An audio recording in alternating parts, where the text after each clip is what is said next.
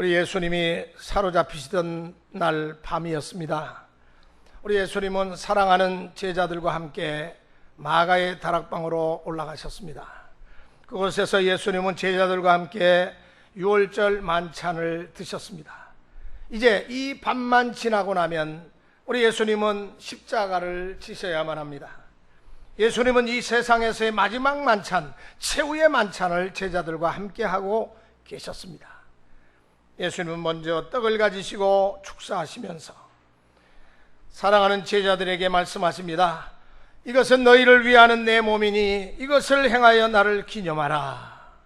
여기 기념하라는 것은 잊지 말고 기억하라는 말씀입니다. 내가 너를 위하여 십자가에서 살이 찢기기까지 고통당한 것을 잊지 말라는 말씀입니다. 식후에 예수님은 또 잔을 가지시고 사례하셨습니다. 하나님께 역시 깊은 감사를 드리셨습니다. 그리고 나서 제자들을 향하여 이렇게 말씀하십니다.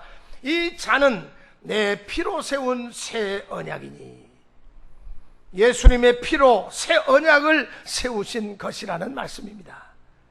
이것을 행할 때마다 나를 기념하라. 이 성찬식을 행할 때마다 나를 기념하라. 구약시대에는 하나님과 이스라엘 백성들이 언약을 맺을 때마다 짐승을 잡아서 각을 뜨고 그 피를 제단에 붓도록 되어 있었습니다. 그러나 우리 예수님이 십자가에 달리심으로 그 보혈의 공로로 피를 흘리고 난 이후에는 우리가 그러한 일을 반복하지 않아도 되는 것입니다. 더 이상 짐승의 피가 필요하지 않게 된 것입니다. 예수님이 우리를 위해서 보혈의 피를 흘리심으로 말미암아 우리의 모든 죄가 깨끗하게 씻음을 받게 되었습니다. 이제는 누구든지 예수 그리스도를 믿고 주님을 나의 구주로 영접하는 자는 하나님의 자녀가 되는 특권을 주셨습니다. 이것이 바로 주님의 피로 세우신 새 언약입니다. 이것을 행하여 나를 기념하라.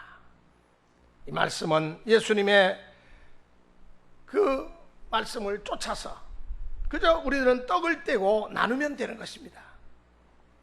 사도 바울은 오늘 우리가 읽은 고린도전서 11장 26절 말씀에서 주님의 몸을 먹으며 또 피를 마실 때마다 꼭 기억해야 할 것이 있다. 몇 가지가 있냐 하면 세 가지를 말씀해 주고 있습니다. 오늘 읽은 우리 본문 고린도전서 11장 26절입니다. 그래서 오늘 이것을 세 가지로 살펴보면서 함께 은혜를 나누기를 원합니다. 첫째로 우리가 성찬에 임할 때마다 기억해야 할 것은 주님의 죽으심을 기억하는 것입니다. 오늘 본문 말씀을 다시 한번 읽어봅니다. 너희가 다 같이 읽습니다. 시작. 너희가 이 떡을 먹으며 이 잔을 마실 때마다 주의 죽으심을 그가 오실 때까지 전하는 것이니라. 주의 죽으심을 그랬어요. 주의 죽으심을, 여기 주께서 죽으셨다는 사실을 잊지 말라는 말씀입니다. 주님의 죽으심을 기억하라. 잊지 말라. 성찬이라고 하는 것은 영어로는 홀리 커뮤니언이라고 합니다. 또 오래전에는 유카리스트라고도 불렀습니다. 또 어떤 교파에서는 세크라멘트라고도 합니다. 그러나 보통 홀리 커뮤니언이라고 그렇게 성찬을 이야기합니다. 캐톨릭에서는 세크라멘트라는 표현을 더 많이 씁니다. 여러분, 성찬이라고 하는 것은 한마디로 주께서 우리를 위해서 죽으셨다는 것을 기억하는 것입니다. 우리가 떼는 떡은 주님의 몸입니다. 우리가 마시는 그 잔은 주님의 피, 보혈입니다. 주께서 우리를 위해서 살이 찢기시고 피를 흘리시기까지 고통당하시는 그 사실을 우리가 잊어서는 안 되겠습니다. 왜 주님께서 이와 같이 비참하게 죽으셨습니까? 하나님의 아들이신 예수 그리스도께서 왜 낮고 낮은 이 땅에 오셔서 그 처참한 십자가의 형벌을 감당하시고 죽으셔야 할 이유가 무엇입니까? 그것은 바로 나 때문에, 여러분 때문에, 너 때문에 죽으신 것이 아니라, 그 사람, 그 여자 때문에 죽은 것이 아니라, 바로 예수님께서 죽으신 것은 나 때문에. 한번 따라하십시다. 나 때문에 죽으셨습니다. 나 때문에 죽으셨다는 이 사실을 절대로 잊어서는 안 됩니다. 옛날 이사야 선지자는 이 사실을 분명하게 말씀하고 있습니다. 우리가 잘 아는 이사야 53장 5절로 6절 말씀입니다. 거기 이사야 선지자는 예수님 오시기 800년 전에 이미 영안이 활짝 열려서 예수님의 십자가를 멀리서 바라보면서 감격 가운데 외칩니다. 한번 다 같이 그의 외침에 우리 한번 동참하겠습니다. 시작. 그가 찔림은 우리의 허물이요 때문이요, 그가 상함은 우리의 죄악 때문이라. 그가 징계를 받음으로 우리는 평화를 누리고 그가 채찍에 맞음으로 우리는 나음을 받았도다. 우리는 다 양 같아서 그릇 행하여 각기 제 길로 갔거늘 여호와께서는 우리 모두의 죄악을 그에게 담당시키셨도다. 아멘. 나의 죄 때문에, 나의 허물 때문에 예수 그리스도께서 십자가를 지시고 죽으셨다는 사실입니다. 내가 져야 할 십자가를 대신 짊어지셨다는 이야기입니다. 주님은 십자가에 달리시고 온갖 멸시와 천대와 고통을 다 받으신 후에 죽으심으로 말미암아 오늘 우리를 살리셨습니다. 우리에게 영원한 생명을 주신 것입니다. 우리가 떡을 떼며 또한 잔을 마실 때마다 주님께서 누구를 위하여 고통을 당하셨는가를 깊이 생각해 볼 필요가 있습니다. 하나님의 아들이신 예수 그리스도께서 바로 나 때문에, 나를 대신하여 죽으셨다는 사실을 생각할 때 우리는 감격하지 않을 수가 없습니다. 여러분 생각해 보세요. 이 세상에 과연 나를 위해서 죽을 사람이 어디 있겠습니까? 예수 그리스도 이외에 과연 이 세상에 나를 위해서 죽을 사람이 있겠습니까? 아무도 없을 것입니다. 주님의 사랑을 생각할 때 참으로 뜨거운 눈물을 흘릴 수밖에 없습니다. 따라서 성찬 예식에 참여하는 우리 모두는 이사야 53장 5절 6절을 여기 우리를 빼고 거기 우리 대신에 나를 넣고 다시 한번 읽어볼 필요가 있습니다. 제가 한번 읽어보겠습니다. 그가 찔림은 나의 허물 때문이요, 그가 상함은 나의 죄악 때문이라. 그가 징계를 받음으로 나는 평화를 누리고 그가 채찍에 맞음으로 나는 나음을 받았도다. 나는 양 같아서 그릇 행하여 각기 제 길로 갔거늘 여호와께서는 나의 모든 죄악을 그에게 담당시키셨도다.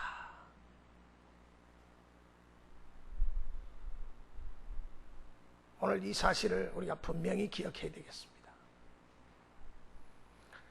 오늘 이 성찬 예식을 통해서 나를 향하신 주님의 놀라우신 사랑과 그 은혜를 다시 한번 깊이 되새기시는 시간이 되시기를 바랍니다. 두 번째로 우리가 성찬에 임할 때에 기억해야 할 것은 주님은 분명히 이 땅에 다시 오신다는 사실을 기억해야 할 것입니다. 오늘 본문을 다시 한번 읽어봅니다.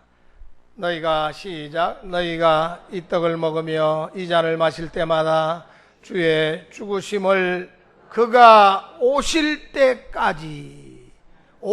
때까지라고 했습니다. 분명히 다시 주님이 오신다는 말씀입니다. Jesus coming again. 다시 오십니다. 얼마나 우리에게 복스러운 소망을 주는 말씀입니까? 주님이 2000년 전에 이 땅에 초림하실 때에는 성탄의 별이 떴습니다. 동방박사가 멀리서 찾아와서 초림하신 예수님을 경배하고 또한 목자들이 와서 엎드려 절했습니다. 재림하시는 주님은 심판주로 오십니다. 그렇기 때문에 한 영혼이라도 더 구원받는 것을 주님은 기뻐하십니다. 주님이 다시 오시는 그날까지 우리는 이 성찬을 반복해서 기념할 것입니다. 그러나 주님께서 다시 오시는 그날에는 더 이상 성찬식은 없습니다. 그때는 우리가 다시 오신 주님의 모습을 직접 배울 수가 있기 때문에 그렇습니다. 그때는 우리의 상하신 주님의 발 앞에 엎드려서 뜨거운 감격의 눈물을 흘리면서 주님 앞에 참으로 말로 닿을 수 없는 엄청난 우리가 예수 믿으면서 지금까지 나온 신앙의 모습을 주님 앞에 보여드리는 것입니다. 그러면서 우리 주님께서 날 위해 이와 같이 고난을 당하셨구나, 그 발 아래 엎드려서 눈물을 흘릴 것입니다. 그 주님의 손에 박힌 못자국을 보면서 주님이 날 위해 이처럼 보혈을 흘려주셨구나, 감격의 눈물을 흘리고야 말 것입니다. 그리고 우리 주님께서 우리를 위하여 마련해 주신 저 영원한 천국에서 우리 주님과 함께 영원토록 살아가게 될 것입니다. 내가 가서 너희를 위하여 처소를 예비하러 가노니 내가 다시 와서 너희를 아버지께서 있는 곳으로 너희를 인도해 주시겠다고 약속하셨어요. 예수님은 우리를 위해서 죽으셨습니다. 그러나 예수님은 무덤에 그대로 머물러 계시지 않았습니다. 사흘 후에 사망 권세를 깨뜨리시고 부활 승천하셨습니다. 다시 이 땅에 살아나신 것입니다. 부활하신 예수님은 40일 동안 부활 이후에 제자들과 함께 계시면서 저들에게 힘과 용기와 소망을 북돋아 주셨습니다. 그리고 제자들이 보는 앞에서 감람산 정상에서 구름을 타고 승천하셨습니다. 그 모습을 쳐다보고 있던 제자들, 구름 타고 올라가시는 주님의 그 모습이 보이지 않을 때까지 목을 쭉 빼고 구름에 가리워서 보이지 않게 되니까 계속 쳐다보고 있을 때 흰옷 입은 두 천사가 나타나서 말합니다. 갈릴리 사람들아, 어찌하여 너희가 서서 하늘을 쳐다보느냐? 너희 가운데 하늘로 올리우신 예수는 하늘로 가심을 본 그대로 오시리라. 주님께서 다시 오신다는 말씀입니다. 예수님이 우리를 저 영원한 천국으로 인도하기 위해서 다시 오신다는 사실을 한번 생각해 보시기를 바랍니다. 얼마나 감격스러운 소식이 아닙니까? 참으로 감격스러운 소식입니다.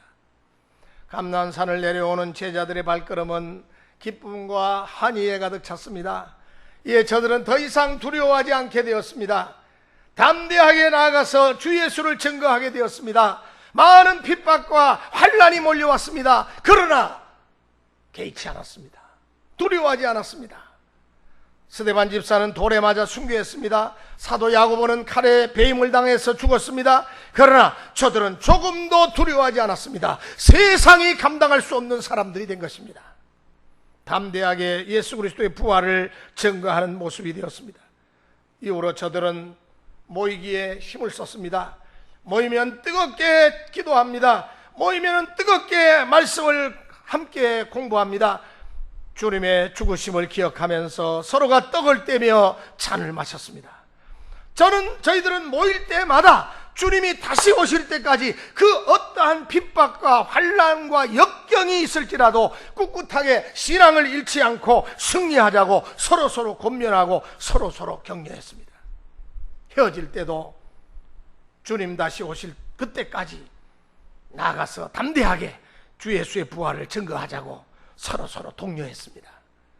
그러는 가운데 초대교회 성도들 사이에는 어느새 주님 오실 때까지라는 말이 인사말처럼 사용되기 시작했습니다. 오늘 본문에 나오는 주님 오실 때까지, 이 말은 헬라 원어로는 아크리스 후 엘데라는 말입니다. 이 아크리스라고 하는 헬라 단어는 접속사로 무엇을 할 때까지 그런 뜻입니다. 후라고 하는 말은 남자, 그라고 하는 인칭대명사입니다.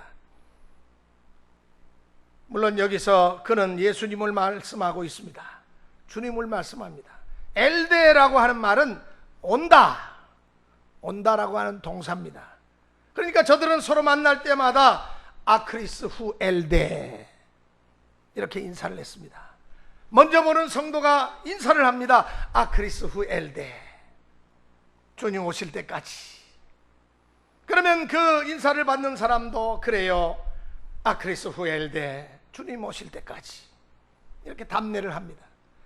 주님 오실 때까지 어떠한 환난과 역경과 고난이 있을지라도 우리 절대 굴하지 말고 담대하게 나가서 주의 증인이 되자고 저들은 서로 독려하고 얼싸안고 포옹하면서 독려했던 것입니다. 한번 여러분도 한번 아크리스후 엘데 이렇게 한번 서로 한번 인사해 보시기 바랍니다. 오늘 우리가 모처럼 한번 방언을 한번 해볼까요? 자, 옆에 계신 분에게 아크리스후 엘데, 주님 오실 때까지, 그런 말입니다. 초대교회 성도들의 마음속에는 다시 오실 주님에 대한 뜨거운 소망이 있었습니다. 재림신앙이 있었기 때문에 어떠한 환난과 핍박이 있을지라도 절대로 굴하지 아니하고 담대하게 나아가서 승리하는 아름다운 삶을 살 수가 있었던 것입니다. 사랑하는 성도 여러분, 지금 우리는 어떻습니까? 이 시간 한번 생각해 보시기 바랍니다. 내 마음속에도 다시 오실 주님에 대한 뜨거운 기대감이 있습니까? 안타깝게도 지금은 그렇지 않은 것 같네요. 세상이 참 많이 바뀌었습니다. 우리가 믿는다고 말은 하면서도 말만 신자요, 무늬만 크리스찬이요, 이름만 그리스도의 신부지, 신랑 대신 예수 그리스도를 기다리지 않는 그러한 시대를 살아가고 있습니다.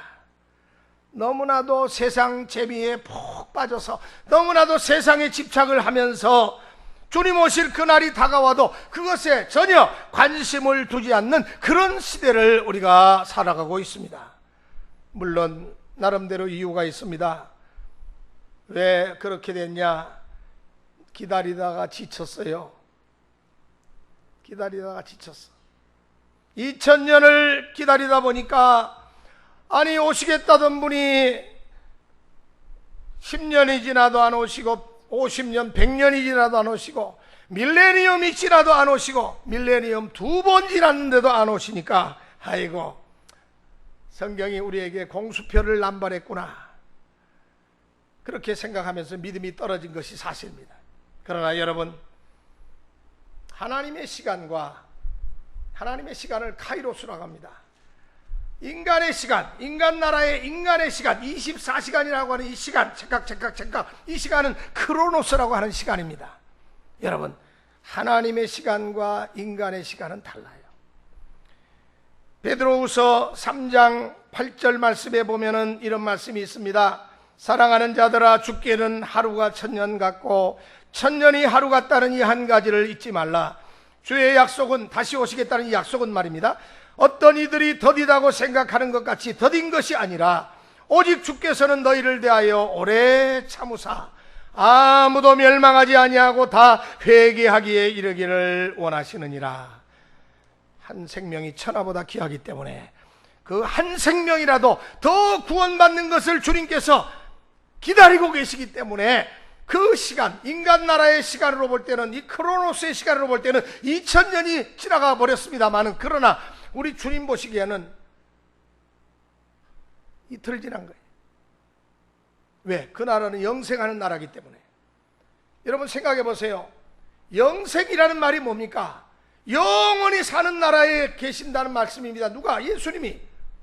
비단옷을 입은 여인이 비단옷을 휘날리면서 큰 시커먼 오석 바위, 큰 바위를 뺑글뺑글 돌아요.